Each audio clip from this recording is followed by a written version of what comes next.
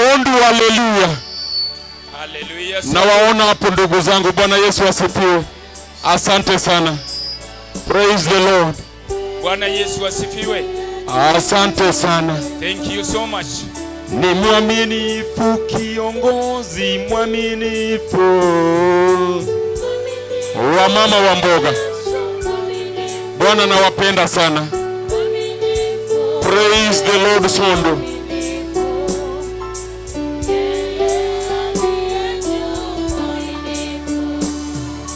anatujua Yesu, anatujua. Ningekuwa wewe ningeinua tu mikono zangu mbili juu.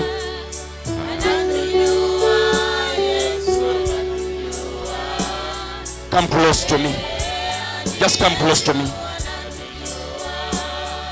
Ni mponyaji Mungu wetu, mponyaji.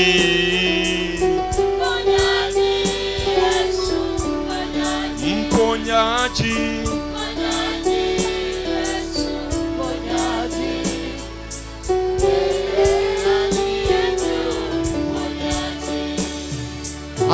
Anatujua Baba, anatujua. Karibu sana mama, karibu sana, karibu kabisa, mpaka pale kwa makaa. Bwana Yesu asifiwe. Ni mwaminifu, mtetezi mwaminifu.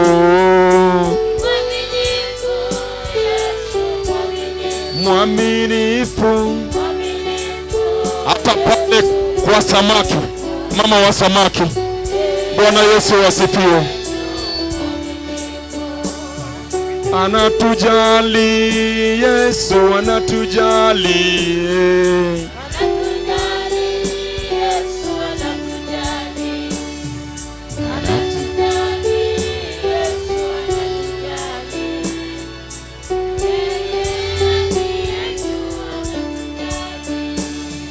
Ni mtetezi Mungu wetu, mtetezi.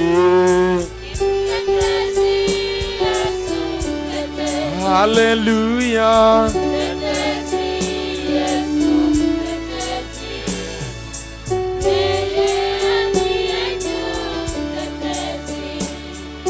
Anatupenda Mungu wetu, anatupenda.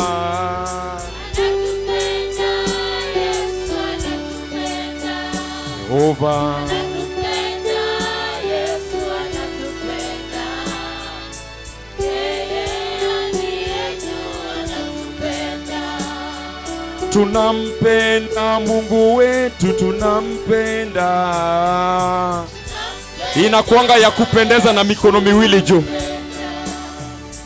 Tunampenda Yesu, tunampenda.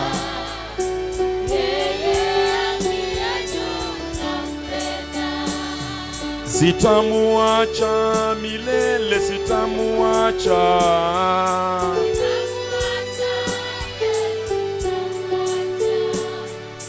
Sitamuacha. Yeye aliye juu sitamuacha. Kimbilio Mungu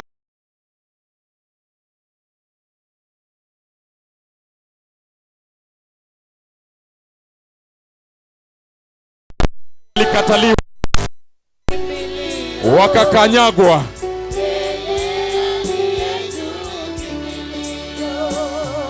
Ni mponyaji Mungu wetu, mponyaji hata ukimwi. Haleluya.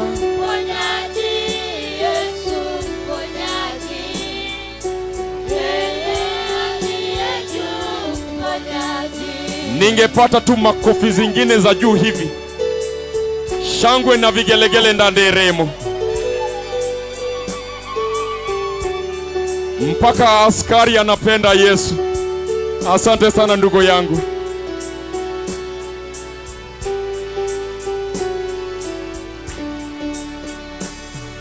Ni mponyaji Mungu wetu, mponyaji.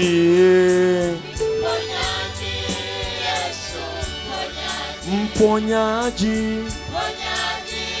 Yesu mponyaji.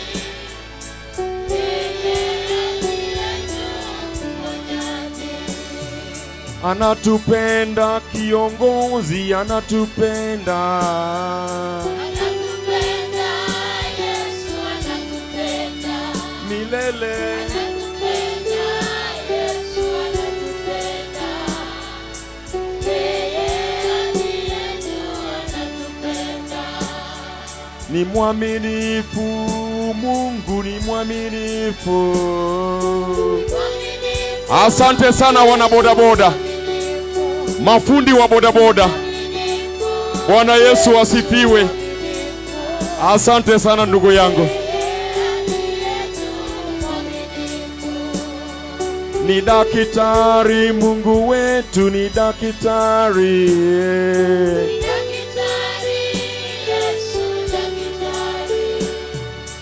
Daktari, Yesu daktari.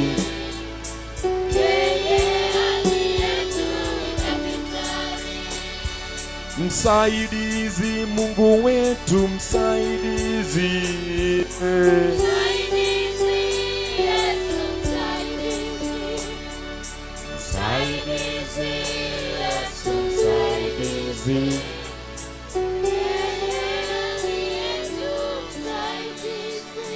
Yesterday, Jana in this place, mahali hapa we were discussing Lazarus and the rich man. tulikuwa tunanena kuhusiana na Lazaro na yule mtu tajiri. In this place, Hapa mahali we realized tuligundua that the rich man ya kwamba yule tajiri did not have time for God, hakuwa na nafasi ya Mungu. did not care about God. Hakujali kuhusu Mungu. Church was boring. Kanisa ilikuwa haipendezi. Pastors were very boring. Wachungaji walikuwa wanachosha. He lived a very luxurious life. Aliishi maisha ya fahari. There was nothing pleasing in the eternal gospel. Hakukuwa na kitu ambacho kilikuwa kinapendeza katika injili ya milele. The rich man, Mtu tajiri he squandered his life.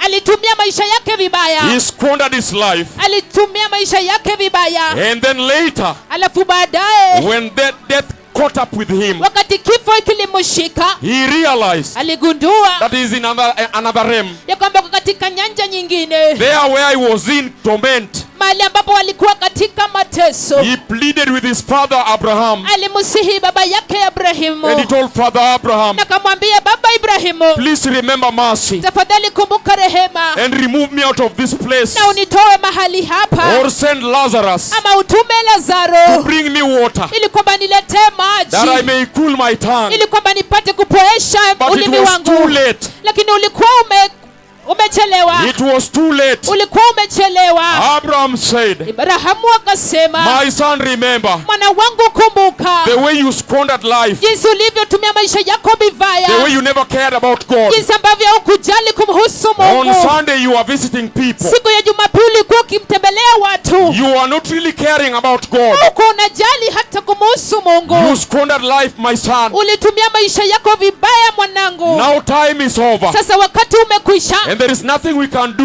na kuna chochote tunaweza kufanya only to continue living in torment. ila tu kwenda kuishi katika mateso. Then the rich man said, Alafu mtu tajiri Father akasema, Abraham, baba Ibrahimu, I have now realized mimi sasa that I nimegundua cannot change my ya destiny. kwamba siwezi kubadilisha hatima I yangu. cannot change my destiny. Siwezi kubadilisha hatima yangu. Therefore, Father Abraham, Sasa baba Ibrahimu, tell Lazarus ambia to Lazaro go back to my family, ili kwamba nende kwa familia that he yangu, may warn my brothers, ili kwamba apate kuonya ndugu that they zangu, may not come here. ili kwamba wasije wakaja For hapa, I know them. maana ninawajua They live here in Sondu. wanaishi hapa But Sondu, all the time, lakini kila wakati in their hands, katika mikono they are yao having alcohol. wako na pombe, They are living in immorality. wanaishi katika uasherati, They are very corrupt. wao ni wafisadi. I know my brothers. Ninajua ndugu zangu. Send Lazarus to go and warn them, Tuma Lazaro akaende that they kuwaonya, may not also come in this ili place, kwamba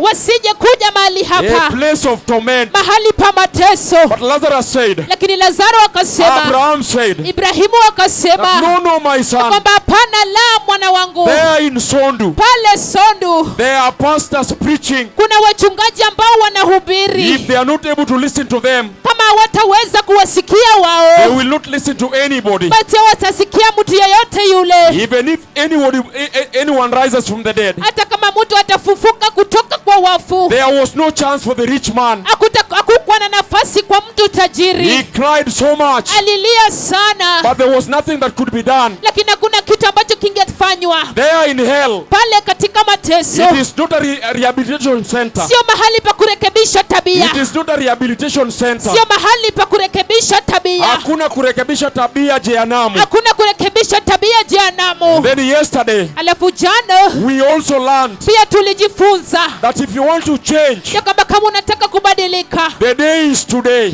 siku ni leo. You can only change today. Unaweza tu kubadilika leo hii. But listen, people, Lakini sikiliza enyi watu, today leo I want to read the book of Psalms. nataka nisome kitabu cha Zaburi, Psalms 107. kitabu cha Zaburi 107, And I want to begin from verse 4. na nataka nianzie mstari ule wa 4. We have realized Tumegundua that the rich man ya kwamba mtu tajiri was trying to plead with the Lord alikuwa anajaribu sana kumsihi Bwana in hell. katika He was jehanamu. trying to plead his case Alienda kujitetea kesi yake in hell. pale But there jehanamu, was no chance. lakini hakukuwa na nafasi. Let us look at the group of these people. Wacha tuone hii kikundi ya hawa watu Today in the book of Psalms, leo katika kitabu cha Zaburi, chapter number 107, mstari wa sura ya 107 verse number 4. mstari wa 4. The Bible says, Biblia inasema, some wandered in the desert's wasteland, baadhi yao walitangatanga jangwani, finding no way to the city where they could settle. hawakuona njia ya kuwafikisha katika mji. They were hungry and thirsty, Walikuwa na njaa na kiu, and their lives ebbed away. na nafsi zao zikadhoofika. Then they cried out to the Lord Ndipo walipomlilia Bwana in their trouble, katika shida zao, and he delivered them from their distress. naye akaokoa kutoka katika taabu zao. Verse 7 he says, Mstari wa 7 unasema, he led them by the straight way akawaongoza kwa njia iliyo sawa to the city where they could settle. hadi kwenye mji ambao wangeweza kuishi. Let them give thanks to the Lord Basi wache wamshukuru for Bwana his unfailing love. kwa upendo wake usiokoma. Listen to this group, people. Listen to this group, Sikiliza kundi hawa watu, this category of people. hii kikundi ya hawa The watu. Bible is saying Biblia inasema they wandered in the wasteland. walitangatanga mahali pa jangwa. Number 1, they had no house. Ya kwanza hawakuwa na nyumba. Number 2, Ya pili they had nowhere to settle. hawakuwa na makao, mahali pa kuishi. They were people Walikuwa watu that could not sleep in any house. ambao hawangelala kwa nyumba yoyote ile. They were living in a very distressful life. Walikuwa wanaishi katika njia ya kudhoofika. These people, Hawa watu they are a certain category. ni kikundi fulani ya watu, They are even here in Sondu. wako hata hapa They Sondu. do not have houses. Hawana manyumba, They do not have their people. hawana watu wa They're just kwao, wandering around. wanatangatanga tu. The Lord is saying Bwana anasema they wandered in the desert wasteland, walitangatanga katika jangwani, finding no way to settle. hawakupata mahali pa kuishi. There was nothing promising in their lives. Hakukuwa na kitu ambayo ilikuwa naaidisha katika maisha But then yao, when they cried out to the Lord lakini walipomlilia Bwana in their distress, katika dhiki the yao, Lord heard them Bwana aliwasikia and the Lord settled them. na Bwana aliwapea mahali pa That is kukaa. the first group. Hiyo ndio kikundi cha kwanza. Listen to me, people. Nisikize enyi watu, Listen, I read verse 10. nisikize nisome mstari wa 10. Verse 10. Mstari wa 10. Some sat in the darkness, Wengine walikaa gizani in utter darkness, na katika huzuni kuu, prisoners suffering in iron chains, wafungwa wakiteseka katika minyororo, because they rebelled against God's command kwa sababu walikuwa wameasi dhidi ya maneno ya Mungu and despised the plans of the Most High. na kudharau shauri ya yule aliye juu. So he subjected them to bitter labor. Basi akawatumikisha kwa kazi ngumu, They stumbled, walijikwaa and there was no one to help them. na hapakuwepo na mtu yeyote wa kuwasaidia. Then they cried out to the Lord Kisha wakamulilia Bwana in their trouble, katika huzuni yao, and he saved them from their distress. na akawatoa katika katika shida yao, He brought them out of the darkness, akawaleta kutoka gizani, the utter darkness, gizani kuu, and broke away their chains. na kuvunja minyororo yao.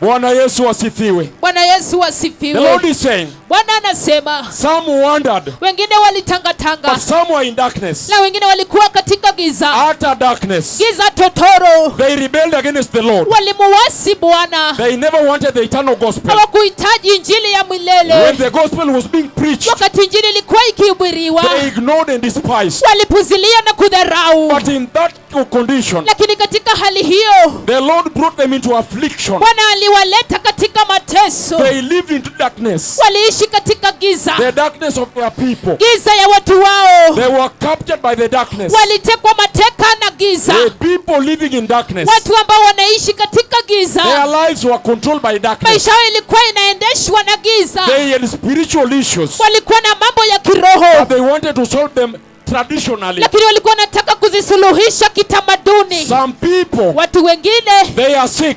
walikuwa wagonjwa. They are sick. Watu wengine ni wagonjwa. They are sick. Watu wengine ni wagonjwa, But the doctors cannot really tell the sickness. lakini madaktari hawawezi kueleza ugonjwa wao. The sickness controlled by darkness. Ugonjwa ambao unaendeshwa na giza. In that darkness, Katika huo giza, they try to solve it traditionally. walijaribu kuisuluhisha They kitamaduni. went to their people. Walienda kwa watu They wao, went kwa waombezi. wakaenda kwa waombezi, Wakaambiwa, wakaambiwa so and so has tied you. huyu na huyu amekufunga, So and so has tied you. yule na huyu Your amekufunga, business cannot do well. biashara yako haiwezi The kunawiri. people living in darkness, Watu ambao wanaishi katika giza, because they rejected the kwa Lord. sababu wamemkataa Bwana. When they live here in Sondu, Wanapoishi hapa Sondu, oh, they don't care about the Lord.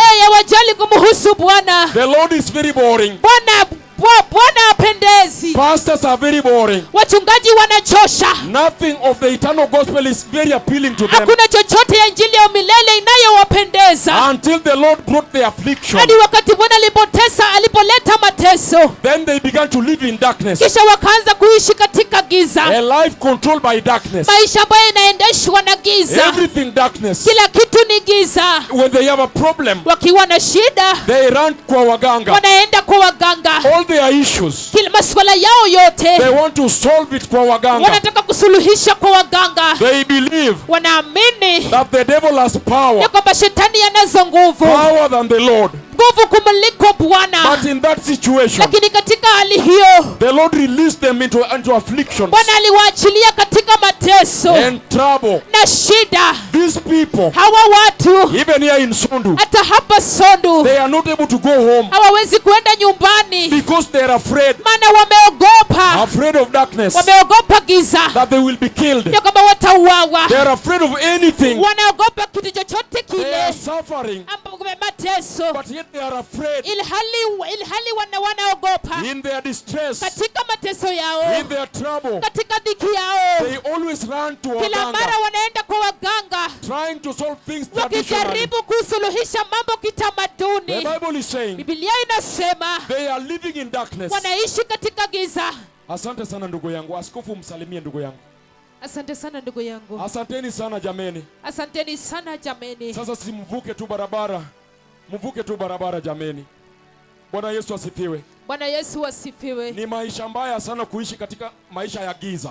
Ni maisha mbaya sana kuishi katika maisha ya giza. Wacha niwaeleze.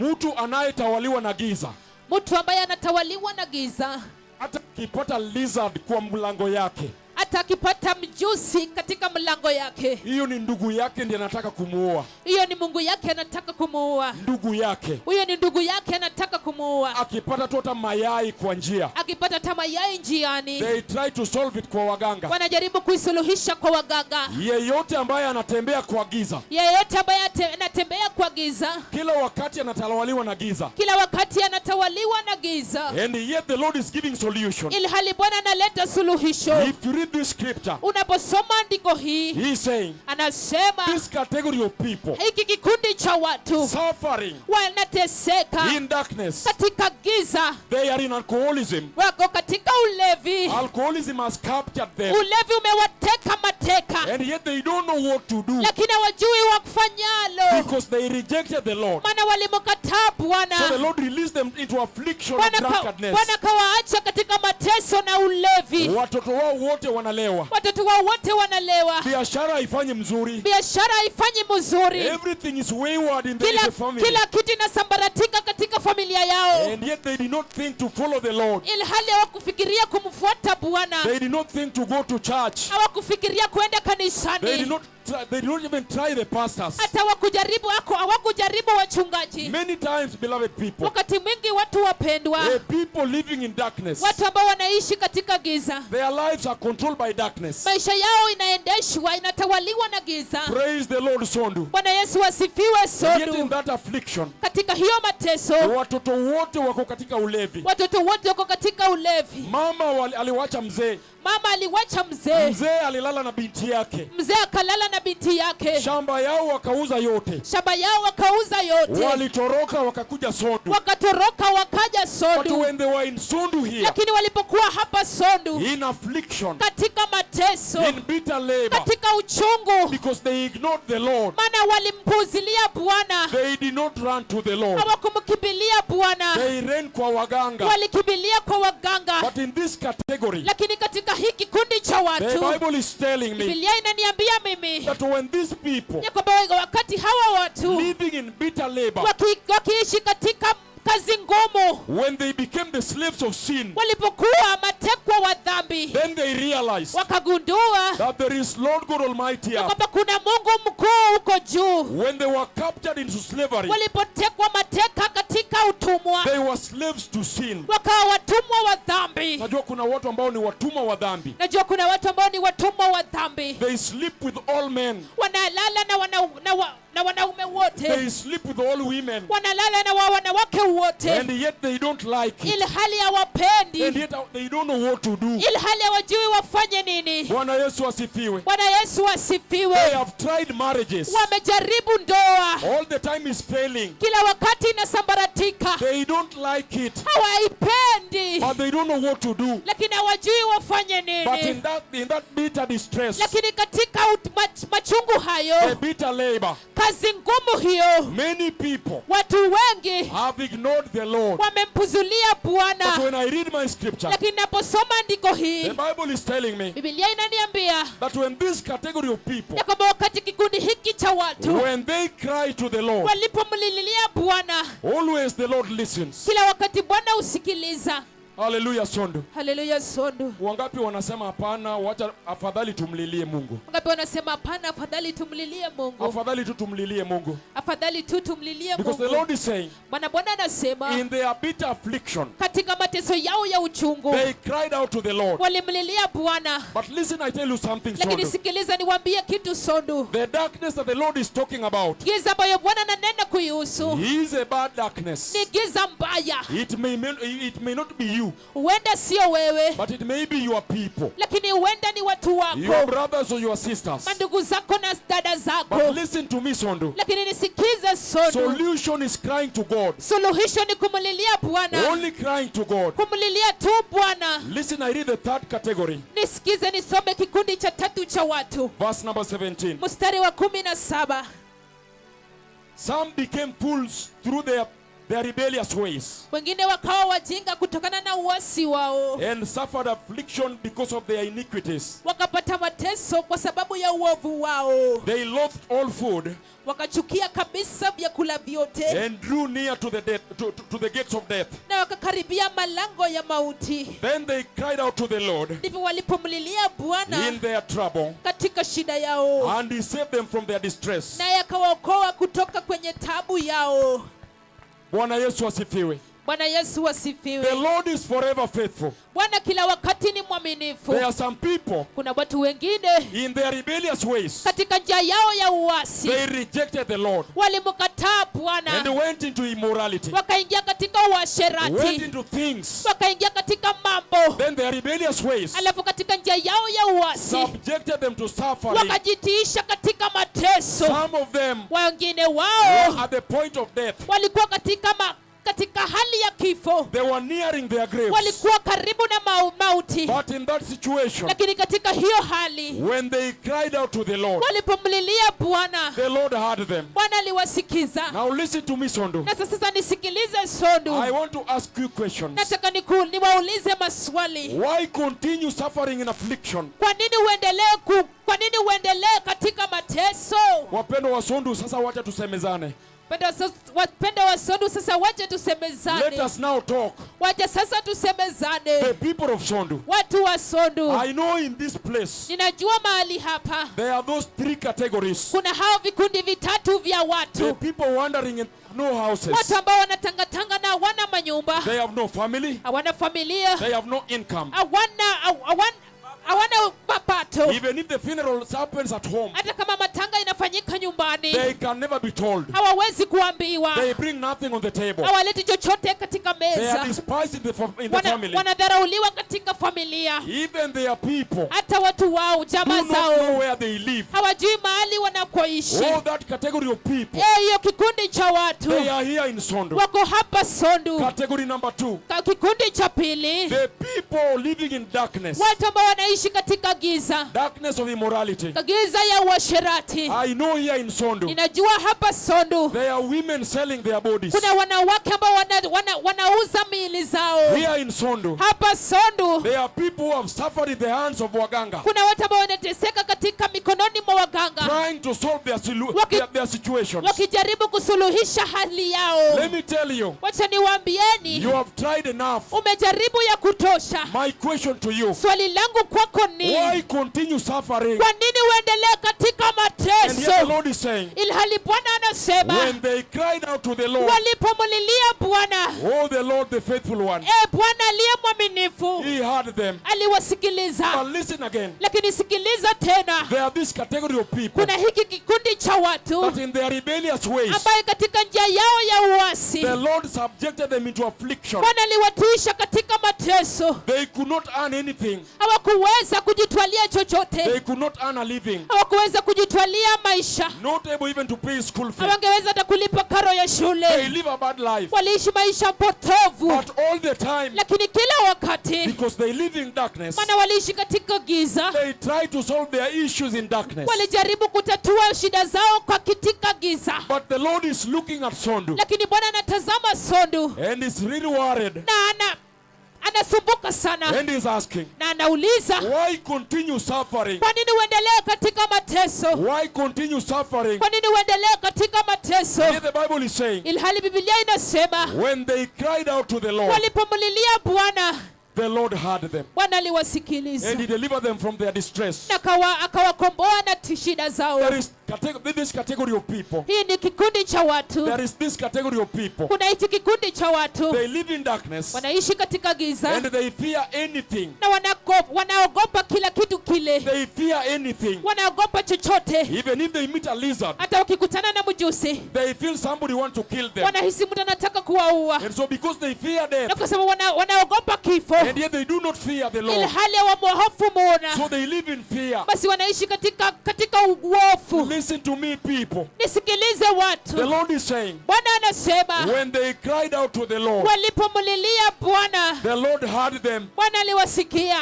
and he delivered them from their afflictions. na akawakomboa katika mateso yao. Listen to me, woman. Nisikilize mwanamke, You have tried businesses here in Sondu. umejaribu biashara hapa Sondu, It is not working. haifanyi kazi, And yet some people are lying to you ilhali watu wengine wanakudanganya that the only way is through a ganga. ya kwamba njia ya kipekee ni kupitia I waganga. want to advise you. Nataka nikupe shauri, There is solution in Jesus. kuna suluhisho katika Yesu, There is solution in the blood. kuna suluhisho katika damu. Sasa nataka niwaulize Sondu tena. Sasa nataka niwaulize Sondu Kwa tena, nini muendelee kusumbuka katika mateso? kwa nini mwendelee kusumbuka katika mateso, And yet the Lord has given a solution. ilhali Bwana ametupa suluhisho? The Lord has given us a way out Bwana ametupea njia ya kutoroka that we may come out of these things. ili kwamba tutoke katika haya mambo. Sondu, I ask you, Sondu, nakuuliza, why do you continue in immorality kwa nini unaendelea katika uasherati that you do not understand? ya kwamba huwezi kufahamu Some sin you even inherited. ya kwamba dhambi zingine ulipata Kurithi. uliarithi. Some sins dhambi zingine were inherited from our fathers. zilikuwa ni urithi kutoka kwa baba zetu. You suffer in them Uliteseka kwayo and you don't like them na uzipendi and you don't know what to do. na ujui la kufanya. My question to you, Sondu, Swali langu kwako wewe Sodu, why continue suffering? kwa nini uendelee katika The mateso? Lord is saying, Bwana anasema when they cried out to the Lord, walipomlilia Bwana, the Lord heard them Bwana aliwasikiliza and delivered them from their na distress. kawakomboa kutokana na mateso I yao. want to give Sondu an opportunity. Nataka nimpe Sondu nafasi. Those that says that no, it is good to cry to the Lord. Wale ambao wanasema ni vyema kumlilia Bwana, As the Bible states, jinsi Biblia inasema that when they cried out to the Lord, kwamba walipomlilia Bwana, the Lord delivered them. Bwana The aliwakomboa. Lord remembered their children. Bwana alikumbuka watoto wao, The children that were lost in alcoholism. watoto ambao waliteseka katika ulevi, The children that were lost in gayism, watoto ambao lesbianism, waliteseka katika ushoga, homosexuality. ushoga. The Lord is asking, Bwana anauliza, why continue suffering? kwa nini uendelee kwa You mateso? have suffered many loss. Umeteseka But sana, the Lord is giving you an option lakini Bwana anakupea njia that you can choose deliberately. ili kwamba unaweza kuchagua And He kimakusudi, is asking you, na nakuuliza wewe, why continue suffering? kwa nini uendelee katika mateso? I give you an opportunity, Sondu. Nakupa nafasi Sondu. Those that says that we don't want to suffer anymore, Wale ambao wanasema tutaki kuteseka tena, please, I give you an opportunity. basi nakupa nafasi. Just run here. Kimbia tu hapa, Kujeni tu hapa mbele. kujeni tu hapa mbele. Those that want to say that says that no, for us we just want to cry to the Lord. Wale ambao wanasema kwetu sisi tunataka tutumlilie Bwana, Perhaps He may listen. huenda atasikiliza. Just run here. Kimbia tu hapa, Just run here. kimbia tu hapa. Those that says that no, we want the Lord. Wale ambao wanasema hapana, tunamhitaji Bwana, Everybody just run to me here. kila mtu kuja tu Songa hapa, tu hapa karibu na mimi. songa tu hapa karibu na mimi, Just move close. kuja tu karibu, Everybody. kila mtu. Don't worry my brother, the askari, just come. Usijali ndugu yangu askari, kuja The tu. Lord needs us all. Bwana anatuhitaji sisi Bwana sote, anatuhitaji sisi wote. Bwana anatuhitaji sisi You have wote. suffered much. Umeteseka sana, Umeteseka ya kutosha. umeteseka ya You kutosha, have suffered much. umeteseka ya You kutosha, have suffered in darkness. umeteseka katika giza. You are not even able to pay rent. Hawezi hata kulipa kodi ya You are nyumba, not able to do anything. hawezi kufanya chochote kile. Please just come. Tafadhali njoo tu, Just come. kuja tu. It is good to cry to the Lord. Ni vizuri kumlilia Bwana. Sometimes you are asking yourself, Wakati mwingine unajiuliza, why has the Lord ignored me? ni kwa nini Bwana amenipuuzilia? Sometimes you ask yourself many questions. Wakati mwingine unajiuliza maswali mengi, Questions that has no answers. maswali ambayo hayana majibu. I give you an opportunity, Sondu. Nakupa nafasi Sondu. I have read in my Bible. Nimesoma katika Biblia He yangu, says, inasema in their distress, katika mateso yao they cried out to the Lord, walimlilia Bwana and the Lord heard them. na Bwana kawasikiliza. In their bitter labor, Katika mateso yao ya in uchungu, their bitter distress, katika kazi yao ya uchungu, did not have even a house. hawakuwa na nyumba, They were not able to pay a house. hawangeweza hata kulipa kodi ya They were nyumba. sleeping in the cold. Walikuwa wanaishi walikuwa nalala katika Their baridi. children were not going to school. Watoto wao hawakuwa wanaenda They shule, were despised in the community. walikuwa wamedharauliwa katika jumuiya, Lost in alcoholism. wamepotea katika ulevi, Captured as slaves. wametekwa katika utumwa. They were slaves to alcoholism. Walikuwa watumwa wa ulevi, Slaves to immorality. watumwa wa They uasherati. do not know what to do. Hawakujua ni nini la But the kufanya, Lord is saying, lakini Bwana anasema when they cried to Him, walipomlilia Bwana He heard them aliwasikiliza, and He delivered them from their distress. akawakomboa kutoka na mateso I yao. give you an opportunity, my sister. Na kupea nafasi dada I yangu, give you an opportunity, my brother. na kupea nafasi ndugu yangu. Please let us run to Jesus Tafadhali wacha tukimkimbilie run to Yesu, him. wacha tumkimbilie as we sing this song. tunapoimba wimbo hii. Nisaidie tu ndugu yangu kuja tu hapa mbele. Songa tu mbele, usiogope.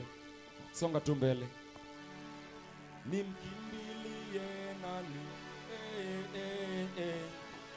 Nimkimbilie Yesu Mwokozi wangu.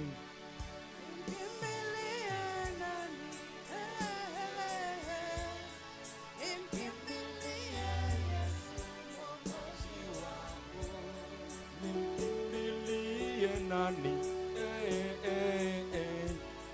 Nimkimbilie Yesu Mwokozi wangu.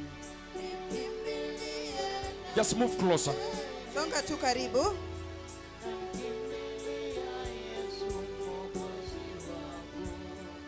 Wakati wa shida, wakati wa machozi, namkimbilia Yesu Mwokozi wangu. Increase the tempo.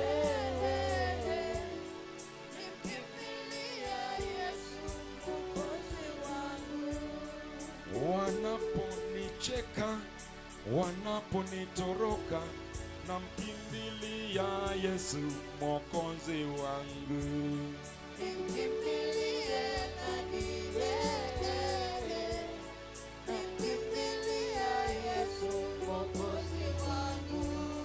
Nimkimbilie nani? Mkimbilie Yesu Mwokozi wangu.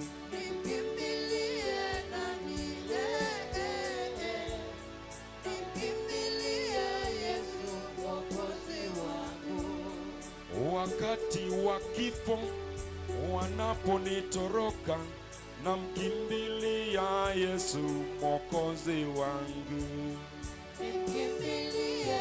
Walidharauliwa, wakachekwa, lakini walipomkimbilia Yesu, wakati wa shida, wanaponicheka, namkimbilia Yesu Mwokozi wangu. Wangapi wanamuhitaji Yesu jameni? Chiadi madwaro Yesu.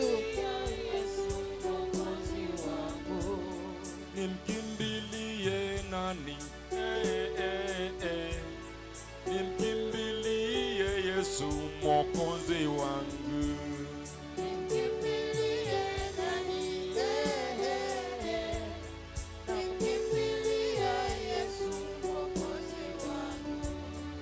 Wakati wa shida, wanaponitoroka, namkimbilia Yesu Mwokozi wangu.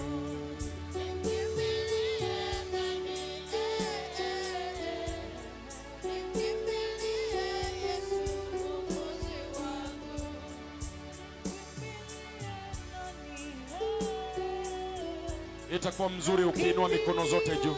Ibedo maber kitingo bedegi ariyo malo.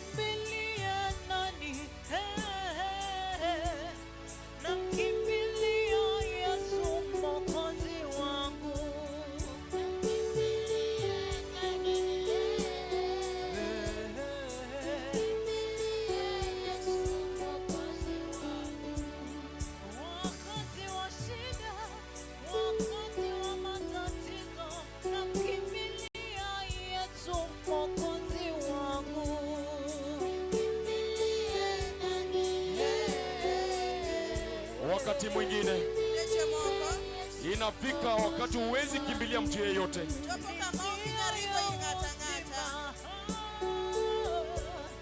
Ni njia ya uzima ya kwenda kwa Baba. Thank you Sondu for worshiping Jesus. Asante Sondu kwa kuabudu Yesu. Nimkimbilia nani? Namkimbilia Yesu Mwokozi wangu. Just run to Jesus. Kimbilia tu Yesu. Yeye ndiyo kimbilio. Yeye ndiyo kimbilio.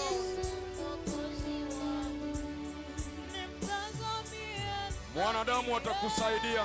Wanadamu watakusaidia. Alafu watatangaza. Astogidhi lando.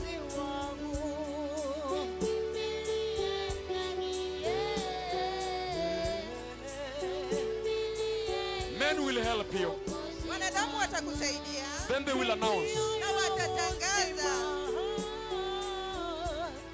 ni njia ya uzima ya kwenda kwa Baba. When they cried to the Lord, Walipomlilia Bwana, oh, the Lord heard them. Bwana aliwasikia. Nimkimbilie nani? Namkimbilia Yesu Mwokozi wangu.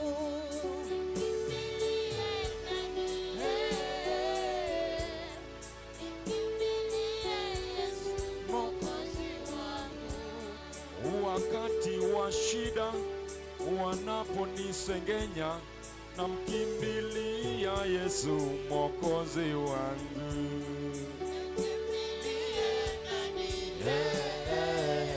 Jameni, kuja tu, kujeni tu tumwabudu Yesu.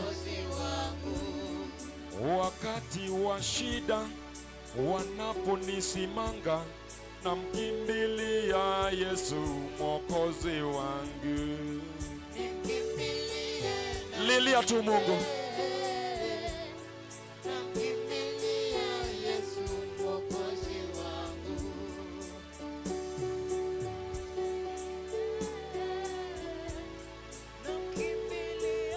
When they cried to the Lord, Walipomlilia Bwana, the Lord heard them. Bwana aliwasikia In their distress, katika shida zao. when they cried to the Lord, Walipolilia Bwana, Nimkimbilie the Lord heard them. Bwana aliwasikia. They were not able to pay rent. Hawakuwa wanaweza kulipa kodi ya nyumba. Mwokozi wangu. They were not able to quit alcoholism. Hawakuwa wanaweza kulipa pombe. But when they cried to the Lord, Lakini walipomlilia Bwana, they were despised, walidharauliwa, wakakanyagwa, wakakanyagwa, wakasengenywa. wakasengenywa. Biashara haikufanya mzuri. Biashara haikufanya vizuri. Watoto wao wote walikuwa kwa ulevi. Watoto wao wote walikuwa kwa ulevi. Wamama wakatoroshwa, Wamama wakatoroshwa, wakapigwa pia. wakapigwa pia. But when they cried to the Lord, Lakini walipomlilia Bwana, the Lord heard them. Bwana aliwasikia. So do I give you an opportunity. Sote ninawapa nafasi.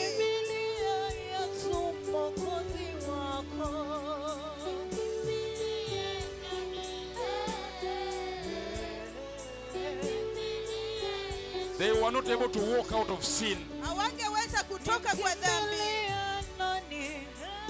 But when they cried to the Lord, Lakini walipomlilia Bwana, He heard them. aliwasikia. It is good we receive the Lord. Ni vizuri tupokee Bwana.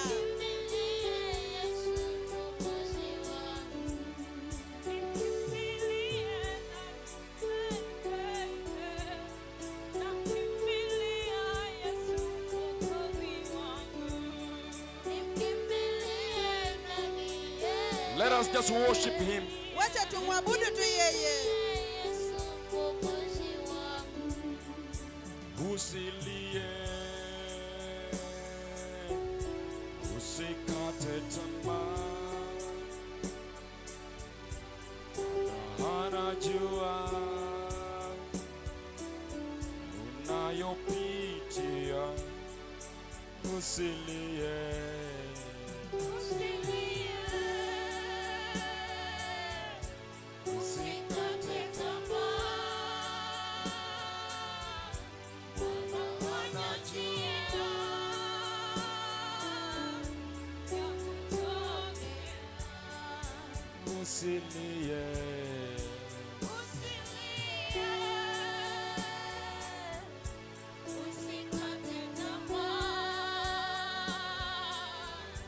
Atafanya njia.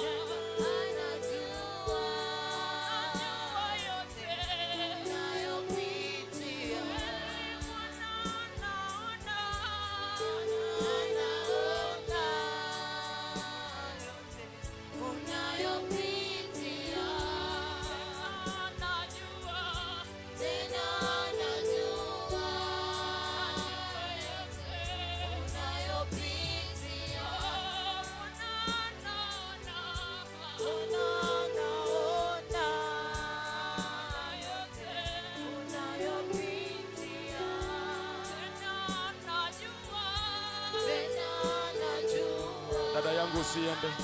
Nitaomba na wewe usiende. Nitaomba na wewe, kaa tu hapa usiende. Nitaomba na wewe. Usilie.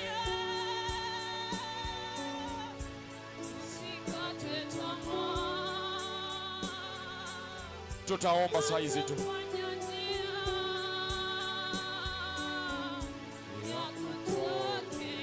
When they cry to the Lord, walipomlilia Bwana, usikate tamaa, atafanya njia ya kutokea. Usilie, usikate tamaa, atafanya njia. wale wenye wangependa kumpokea Yesu,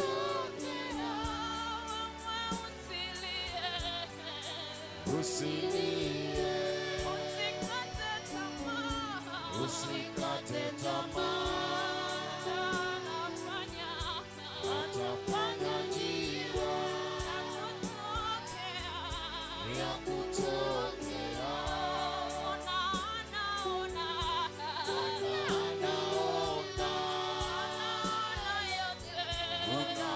Unayopitia tena anajua, unayopitia Bwana anaona yote, unayopitia tena anajua yote, unayopitia. usilie.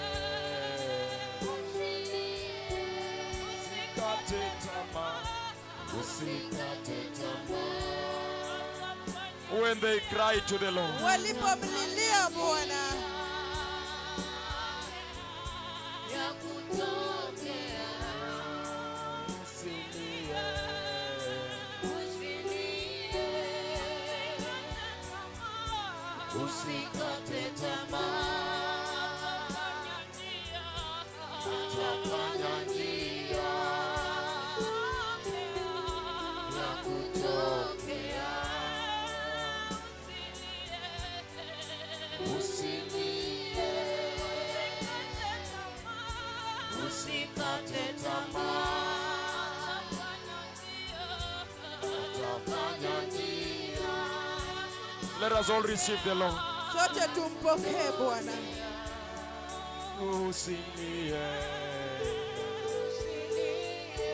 Walidharauliwa sana, wakakanyagwa, shida ilikuwa mingi sana, lakini walipomlilia Bwana, Bwana aliwasikia. Usilie.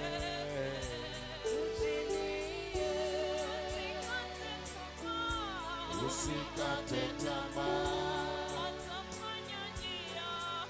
atafanya njia ya kutokea. Usilie. Usikate tamaa. Usikate tamaa, Anajua atafanya njia atafanya njia. ya kutokea. Let us all rise up and receive the Lord. Tuinuke sote tupokee Bwana. Let us just rise up and receive Him. Tuinuke na tumpokee yeye. Everybody just cross over to me here. Kila mtu nikaribie. Just cross this side. Fuka tukuche pande hii. Just cross this side. Fuka tukuche pande hii. Thank you so much. Asante sana. Let us all receive the Lord. Sote tumpokee Bwana. Inua tu mikono zako juu. Kila mtu ainue tu mikono zake mbili juu kwa ishara ya kujisalimisha. Inua tu juu zaidi ya mabega yako, zaidi ya kichwa yako.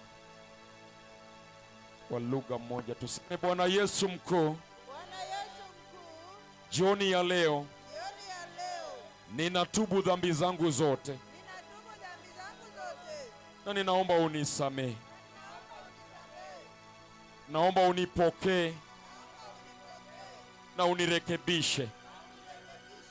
Leo ninatubu kila aina ya uchafu, dhambi ya ngono, fitina na hasira, chuki na majivuno, uganga na ulevi. Naomba unisamehe na unijaze na Roho Mtakatifu. Jioni ya leo nimegundua ya kwamba kumbe unanijali na unanijua. Kumbe unangoja tu nikulilie. Leo Mungu wangu, ninakulilia ili unikumbuke. Nisaidie Mungu wangu, saidia familia yangu, saidia ndoa yangu, saidia watoto wangu, saidia nyumba yangu katika jina la Yesu. Saidia hata shule yangu na biashara yangu. Jioni ya leo ninatubu na ninakurudia na ninakuchukua uwe Bwana na Mwokozi wa maisha yangu. Leo nimeokoka. Wacha tuombe.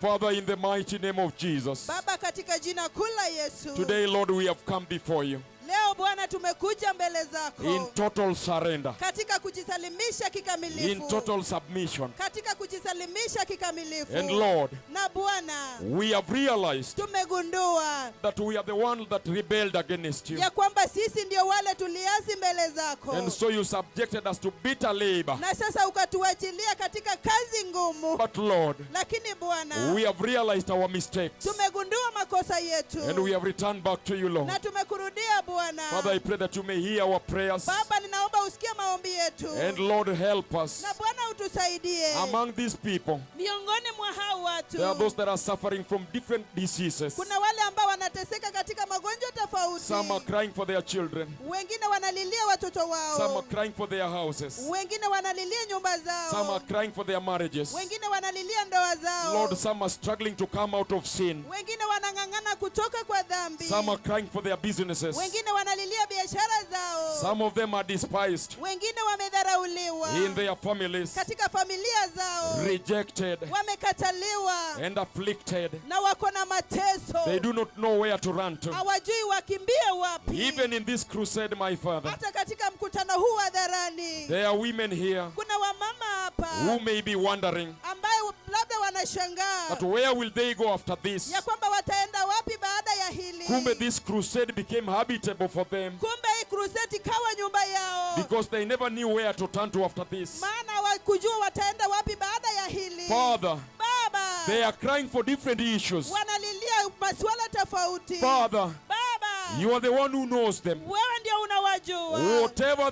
that is in their mind chochote ambayo iko kwa akilini mwao and in their heart. na katika mioyoni mwao. Father, this evening, Baba, jioni ya I leo pray that you may hear their cries naomba usikie maombi yao and remember them. na uwakumbuke. Those that are crying for their businesses, Wale ambao wanalilia biashara zao, expand their territories. panua hema yao. Those that are crying for salvation, Wale ambao wanalilia wokovu, Father, help them Baba, uwasaidie and guide them. na uwaongoze. May their lives never remain to be the same. Wacha maisha yao yasizalie sawa. Father, build them in this faith Baba, uwachenge katika imani hili and put hope in their hearts na uweke tumaini katika maisha yao, that they may never lose hope, my Father. ili wasikate tamaa. Baba, Even if the storms are raging, hata kama dhoruba ni mingi, Father, stand with them. simama na wao, Hold them, my Lord. uwashikilie Baba. In this crusade, my Father, Katika mkutano huu hadharani, some of them wanted to give up. wengine walikuwa karibu kukata tamaa, Some of them were planning suicide. wengine walikuwa wanapanga kujiua, Some of them were planning to leave their marriages. wengine walikuwa wanapanga kuacha ndoa zao, Some of them, they were supposed to be locked out of their houses wengine wao walikuwa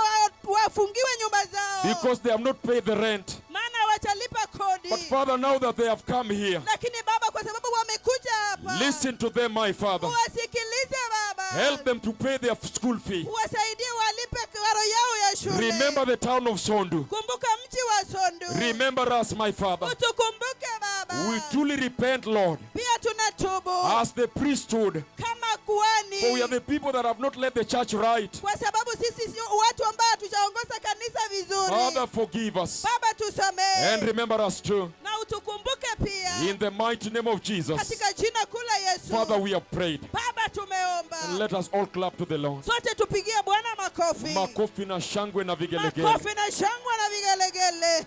Asanteni sana Sondu. Asanteni sana Sondu. Kesho tutakuwa hapa tena. Kesho tutakuwa hapa tena.